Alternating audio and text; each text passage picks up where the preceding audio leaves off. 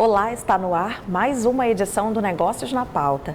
É possível desenvolver a economia de um estado, de um país, mesmo diante de uma sucessão de crises, pandemia, guerra, desemprego e inflação, Arthur Cabral? É difícil, Dalva, muito delicado, mas é possível sim. Afinal, as crises tiram as empresas e as organizações do lugar comum. Em geral, os cenários pós-crise tendem a ser melhores com o tempo do que antes das crises. Isso é verdade, Arthur. Então, que momento é esse que o Brasil atravessa?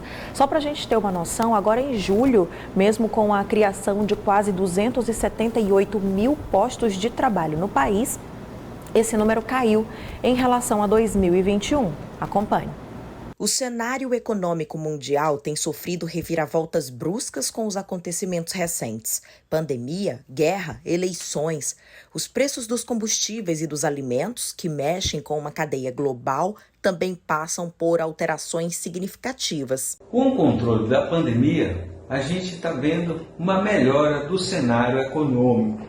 O Fundo Monetário Internacional fez uma perspectiva de melhora do cenário econômico.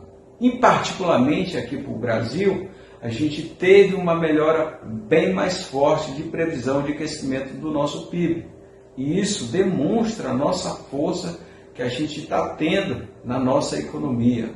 Alguns dados econômicos e indicadores de órgãos oficiais estão sinalizando essa movimentação das nossas atividades econômicas. No Brasil, o desemprego recuou e o poder de compra da população melhorou, principalmente em razão do preço do dólar ter diminuído e de alguns impostos, como o ICMS de vários estados, terem sido reduzidos também. A gente acredita que o processo inflacionário tenha chegado no seu nível máximo. E na leitura que a gente teve agora na prévia da inflação, a gente já viu um recuo da nossa inflação. Então agora, na próxima divulgação do IPCA, que é o índice oficial de leitura da inflação, deve ficar negativo, tanto para o mês de julho como agosto, já contemplando esses fatores que devem contribuir. E aí com isso, a população ganha o seu poder de compra. No comércio exterior, o volume de exportações também chama a atenção para o desenvolvimento econômico brasileiro. Nesse cenário, o setor que mais chama a atenção é o do agronegócio. E aí o Brasil, ele ampliou o seu mercado de exportação de commodities agropecuárias e aí a gente tem um reflexo na nossa balança comercial. Então é mais entrada de dólar para o país, mais investimento no agronegócio.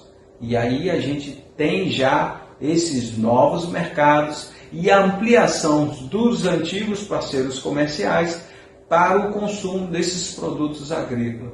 E tudo isso vai gerar um reflexo na nossa economia. Então, como acabamos de ver, o desenvolvimento econômico está diretamente associado à criação de oportunidades de trabalho. E o Brasil tem hoje a quarta maior taxa de desemprego da América do Sul. Como superar essa realidade, Arthur? Dalva, são várias as ferramentas e as medidas que os governos, por exemplo, podem adotar para incentivar a economia. E uma delas é a questão fiscal e tributária. Hoje nós recebemos aqui no estúdio um convidado muito especial que vai nos ajudar a falar sobre tudo isso. Temos a presença aqui de João Antônio Balma, que é ex-deputado federal, engenheiro, assumiu vários cargos lá no estado do Ceará e vai nos ajudar aqui a elucidar toda essa situação que a gente está vivendo hoje, Dalva. Uma grande análise, nós teremos aqui a oportunidade de fazer juntos, não é, Arthur? Prazer, todo mundo. Seja muito bem-vindo. Obrigado, Arthur. Obrigado. Realmente é um tema que hoje toca o Brasil muito especialmente, né? É um país continental, sem número de oportunidades, diferentes vetores da economia. E, na verdade, esses vetores, uma parte desses vetores, não é devidamente aproveitada para gerar o emprego que o jovem precisa. Eu acho que essa é uma conversa atualíssima. Sem dúvida.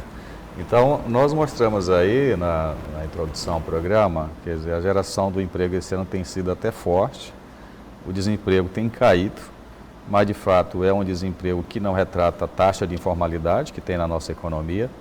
Isso. Quais são esses vetores, Wallmann, que você poderia apontar, que poderiam ser melhor aproveitados? Há uma ausência hoje no Brasil, que é o de estímulo à indústria brasileira, a agregação de valor dos produtos primários, onde o Brasil é competitivo.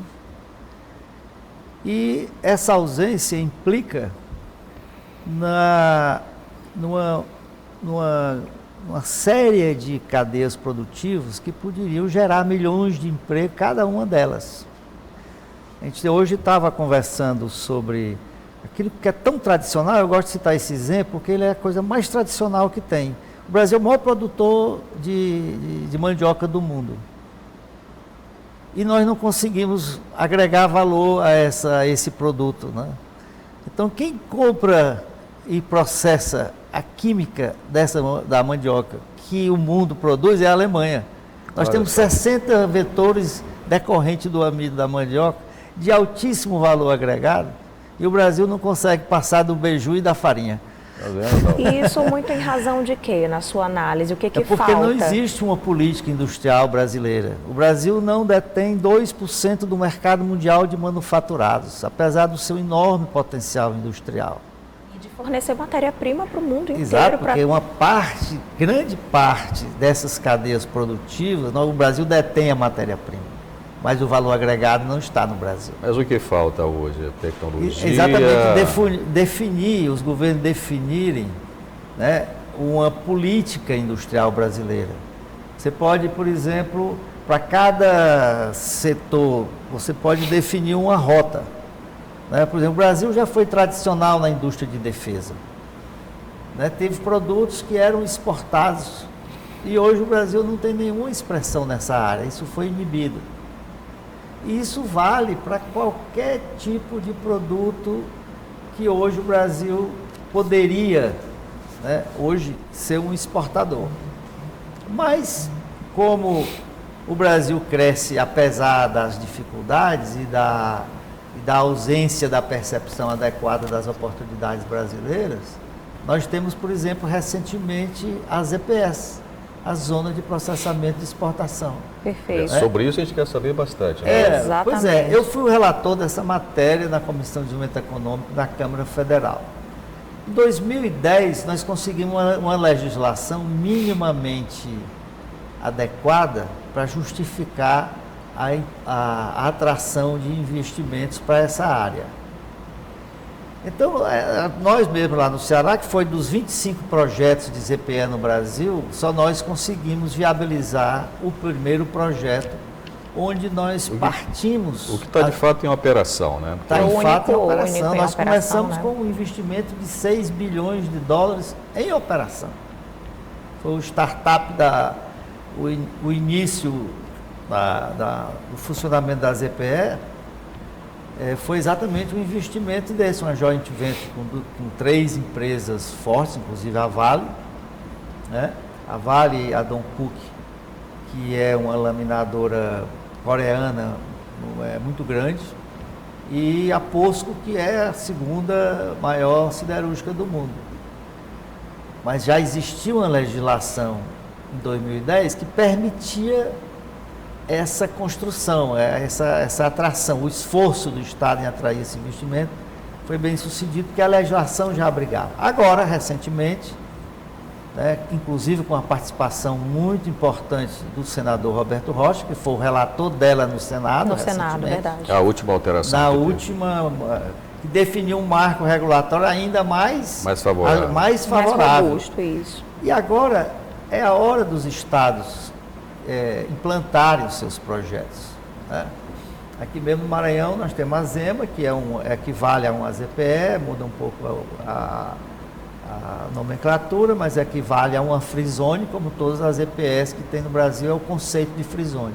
Quem fez a Revolução Chinesa e a China se transformar na máquina de produzir do planeta?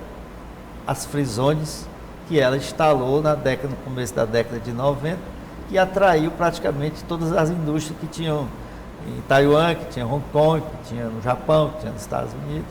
Então essa foi a grande E o Brasil tem essas dificuldades, mas apesar disso, esse processo está avançando.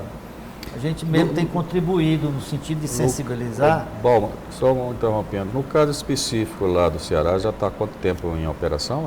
4 anos? 6 anos. 6 anos.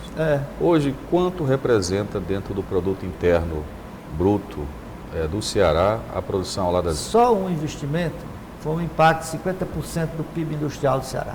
Do PIB Nossa. industrial. Um investimento.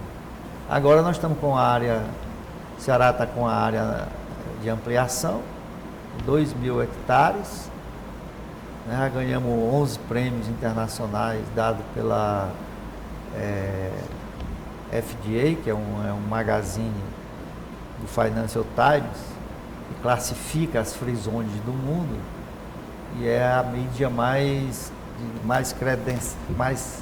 credibilidade do planeta na classificação dessas free zones.